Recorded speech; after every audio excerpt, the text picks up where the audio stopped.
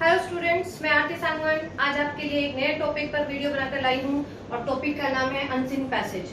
जब भी हमें एग्जाम में हमारा क्वेश्चन पेपर हमें दिया जाता है तो सबसे पहला क्वेश्चन जो होता है वो अनसीन पैसेज का होता है, जिसको देखते ही आप भंडार जाते हो। आप ये सोचते हो हे भगवान, ये क्या दे दिया, इतनी बड़ी अंग्रेजी, कैसे इसको समझूं, कैसे इसके क्वेश्चंस का आंसर लिखूं, इसको सबसे पहले क्यों देते हैं, इसको सबसे बाद में क्यों नहीं देते, ये मुझे इसको करने में बहुत दिक्कत होती है, इसको तो मैं सबसे बाद में करूंगा। तो बेटे आज मैं आपको कुछ ऐसी ट्रिक्स बताऊंगी जिससे ये अनसीन पैसेज आपके लिए एकदम आसान हो जाएगा। पहली बात तो आप ये भी जान लो कि अनसीन पैसेज को हम कंप्रीहेंशन भी बोलते हैं। कंप्रीहेंशन, कंप्रीहेंशन का मतलब होता है बेटा समझना, समझने का नाम ही कंप्रीहेंशन है और कंप्रीहेंशन ही अनसीन पैसेज है। अनसीन जो हमने अभी नहीं देखा है, ऐसा पैसेज। तो सबसे पहली ट्रिक तो मैं आपको ये बताऊंगी कि आपको इसे सबसे पहले ही करना है, बाद में नहीं करना है।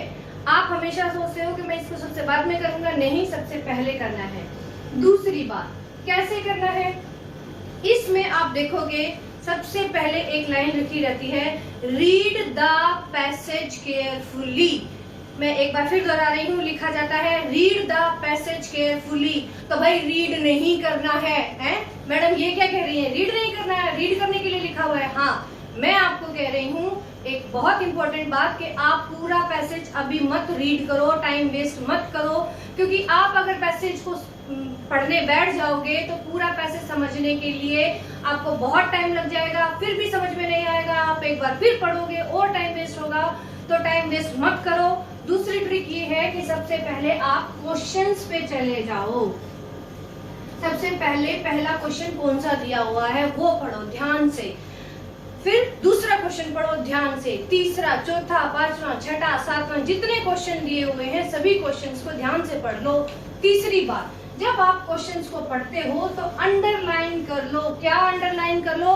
मोस्ट इंपोर्टेंट वर्ड जो उस क्वेश्चन में आया है। सपोज एक क्वेश्चन जो भी है उसमें एक वर्ड आया है टेलीपैथी, तो तुम्हें नहीं पता टेलीपैथी क्या है, नहीं पता, मुझे भी नहीं पता टेलीपैथी क्या है, नहीं पता, क्योंकि मैं भी आपके साथ अनसीन पैसेज कर रही हूँ, लेकिन ये वर्ड थोड़ा अजीब लगा तो मैं इसको अंडरलाइन कर लेती हूँ। तो पहला क्वेश्चन पढ़ूंगी, उसमें जो अजीब से वर्ड मुझे लगेंगे, जो तुम्हारे लिए अजीब है, जिनको हम की वर्ड्स बोलते हैं। की वर्ड्स, की मतलब ताली, वर्ड्स शब्द, ऐसे शब्द जो हमारे लिए ताला खोलने के लिए चाबी का काम करेंगे। की मतलब ताली नहीं, चाबी, सॉरी मैं गलत बोली थी। तो की मतलब चाबी का काम करेंगे ताला खोलने के लिए, और ताला क्या है, यहाँ पर नंबर है, और नंबर पाने के लिए हमें कीवर्ड्स की जरूरत है, और सबसे पहला कीवर्ड है हमारा टेलीपैथी। ऐसे ही हम तीसरे वर्ड क्वेश्चन को देखेंगे, उसमें जो इम्पोर्टेंट चीज है, जो इम्पोर्टेंट वर्ड है उसको अंडरलाइन कर लेंगे। चौथे वर्ड की क्वेश्चन को, उसमें जो इम्पोर्टेंट वर्ड है उसको अंडरलाइन कर लेंगे। पांचवे के, छठे के हो गया अंडरलाइन। चलो, अब जब सारे क्वेश्चन हमने पढ़ लिए, अब हम पैसेज को पढ़ेंगे। मतलब हाँ, पहले नहीं पढ़ना है, पैसेज को हम अब पढ़ेंगे। अब क्यों पढ़ेंगे? क्योंकि हमारे दिमाग में कुछ वर्ड्स हैं। कौन से वर्ड्स हैं? जिनको हमने पहले से ही अंडरलाइन किया हुआ है, वो वर्ड्स हमारे दिमाग में यहाँ बैठ गए हैं। अब हम पैसेज को पढ़ेंगे और जैसे ही हमें दिखेगा कि ये वर्ड आ गया, ये तो मैंने देखा था, अंडरलाइन भी किया था, भाग के जाओ क्वेश्चन पे, कौन से क्वेश्चन में ये वर्ड आया है, हाँ ये लाइन मैच हो रही है, उस लाइन को उसका आंसर लिख दो। मैं आपको बताती हूँ चौथी बात, क्यों लिख दो? क्योंकि पहले दो क्वेश्चन बेटा हमेशा, यहाँ इस बात पर हमेशा ध्यान देना कि पहले दो क्वेश्चन आएंगे फर्स्ट पैराग्राफ में से, क्योंकि जो हमारा अनसीन पैसेज होता है वो 2-3 पैराग्राफ में डिवाइड होता है। पहले दो क्वेश्चन पहले पैराग्राफ से, अगले दो क्वेश्चन दूसरे पैराग्राफ से, और अगले दो क्वेश्चन तीसरे पैराग्राफ से उठाए जाते हैं। तो ऐसे ही हमें वर्ड्स जो अंडरलाइन किए थे उसके लिए हमें पूरा पैरा पढ़ने की जरूरत नहीं है, पूरा पैराग्राफ नहीं पढ़ना है। आपने फर्स्ट क्वेश्चन के लिए फर्स्ट पैराग्राफ पढ़ो, वहीं से आपको कीवर्ड मिल जाएगा और उस लाइन को उठा के आंसर में लिख दो। ऐसे ही दूसरा क्वेश्चन भी आपको फर्स्ट पैराग्राफ में ही मोस्टली मिलता है, हो सकता है सेकंड में मिल जाए, लेकिन मोस्टली ये फर्स्ट में ही मिलेगा। ऐसे ही तीसरा आपको दूसरे पैराग्राफ में मिलेगा, कीवर्ड मैच कर लेना, आंसर लिख देना, ऐसे ही चौथा लिख देना। इसके बाद मैं आपको बताऊंगी बहुत ही ट्रिकी क्वेश्चन जो कभी कभी दे देते हैं, वो होते हैं title of, give it a title. Unseen passage है जिसको आपने पहले देखा नहीं है, पढ़ा नहीं है, उसके लिए वो एक टाइटल को मांग लेते हैं। तो यहाँ आके हम थोड़ा कंफ्यूज हो जाते हैं। जिन बच्चों की थोड़ी सी पकड़ होती है लैंग्वेज पे, वो इसको इजीली एक टाइटल दे देते हैं। जो बच्चे थोड़ा जिनकी इंग्लिश लैंग्वेज पे इतनी कमांड नहीं है, पकड़ नहीं है, वो थोड़ी सोचते रह जाते हैं कि हम इसको क्या टाइटल दें। तो इसके लिए आपको एक छोटी सा काम करना है। एक वर्ड देख लो बेटा, कौन सा वर्ड जो है बार बार बार बार बार बार पैसेज में रिपीट हो रहा है। सपोज मैंने आपको अभी थोड़ी देर पहले बताया था टेलीपैथी। तो अगर टेलीपैथी जो है बार बार बार बार रिपीट हो रहा है, तो आपको कुछ नहीं सूझ रहा, तो आप इस वर्ड को ही टाइटल की जगह पर लिख दो। आपको अगर पूरा नंबर नहीं तो आधा नंबर जरूर मिलेगा, ये मैं गारंटी से बोल देती हूँ। अच्छा, उसके बाद आप आ जाओ नेक्स्ट ट्रिक पे, और वो क्या है, एंटोनिम सिनोनिम। जब हम देखते हैं कि पैसेज में किसी भी वर्ड का एंटोनिम पूछ लेते हैं या सिनोनिम पूछ लेते हैं, तो हम लोग घबरा जाते हैं। जैसे कोई भी वर्ड है, लगा लो कि सैड का पूछ लिया, अब आपको सैड का तो पता है, चलो ये तो इजी सा वर्ड हो गया। कुछ डिफिकल्ट वर्ड लेते हैं, डिफिकल्ट वर्ड ले लेते हैं डाइजेशन।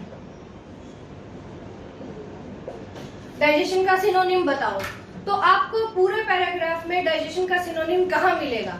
तो इसमें आपको देखने वाली बात यह है कि आप पूरे पैराग्राफ में, आप ये मत सोचो कि हाय मैंने डाइजेशन तो कभी पढ़ा नहीं, मैं इसका सिनोनिम कहाँ से ढूंढूं।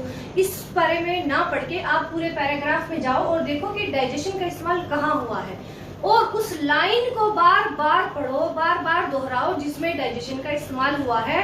कम से कम कुछ ना कुछ सेंस तो आप निकाल ही लोगे, ठीक है। डाइजेशन से सपोज एक लाइन लिख दी कि nowadays elderly people they are eating very heavy food during the dinner time and it may create their digestion problem. तो आप बार बार जब इस लाइन को पढ़ोगे, एल्डरली पीपल ईटिंग फूड, खाते हैं, डाइजेशन प्रॉब्लम, ये कुछ ना कुछ खाने से है, फूड से है, तो आपके मन में विचार आएगा फूड से रिलेटेड। फिर आपको लगेगा कि फूड से रिलेटेड है, दूसरा विचार आ सकता है कि ईट से रिलेटेड है, या फिर आपके मन में ये विचार भी आ जा सकता है कि ये कहीं ना कहीं जो हम खाना पचा नहीं पा रहे उसके रिलेटेड हो सकता है, और पचाने की तो क्या होगी मुझे नहीं मालूम, हो सकता है पचाने से रिलेटेड हो। तो डाइजेशन का जो है, आप अगर जो समझदार बच्चा होगा वो उसका मीनिंग समझ जाएगा और लिख देगा इनडाइजेशन।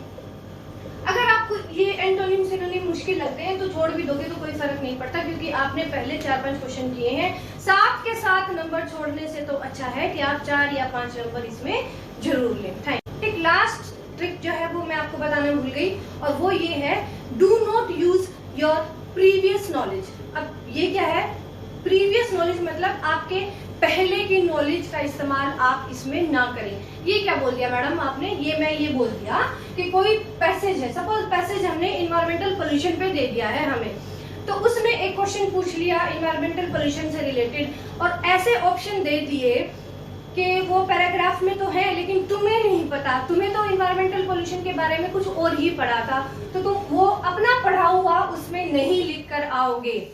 इस बात का खास ख्याल रखना कि तुम्हें अपना पढ़ा हुआ नहीं लिखना है, आंसर हमेशा पैसेज में से ही उठाना है, तभी आपको नंबर मिलेंगे।